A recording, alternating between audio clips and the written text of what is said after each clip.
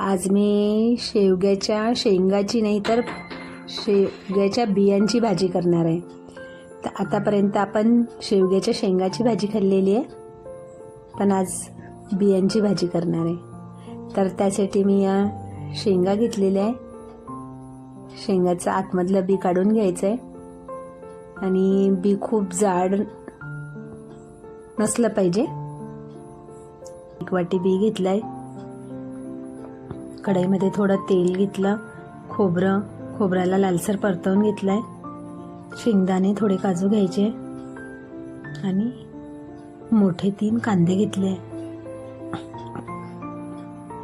थोड्या मिरच्या घ्यायच्या, मिरचीला पण परतवून घ्यायचं आणि टोमॅटो घेतले.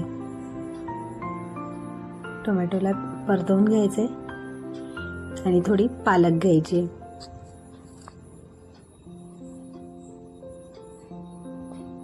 पालक धुवून घेतली आणि परतवून झाल्यानंतर थोडा वेळ झाकून ठेवायचं आहे.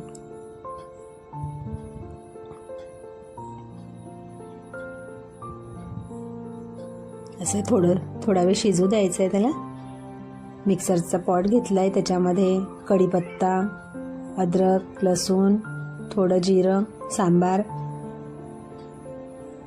आणि आपण जो मसाला तयार केलेला आहे तो मसाला घ्यायचा आहे, बारीक करून घ्यायचा आहे. अशी ही पेस्ट तयार झाली. त्यानंतर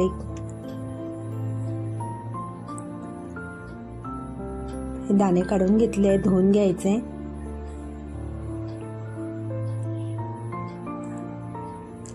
एक कढई घ्यायची आहे, कढईमध्ये थोडं तेल घ्यायचं, जिरं मोहरी घेतली आणि तेजपान घेतलं, कस्तुरी मेथी घेतली आणि पेस्ट घेतली. पेस्ट थोड्या वेळ परतवून घ्यायची आहे. तिखट, मीठ, हळद, जिरं पावडर, धनिया पावडर, थोडा गरम मसाला सर्व घालून दाणे टाकून घ्यायचे. थोडा वेळ झाकून ठेवायचं आहे. थोडी वाफ आल्यानंतर पाणी सोडायचं आहे. आपल्याला पाहिजे तशी ग्रेव्ही करायची.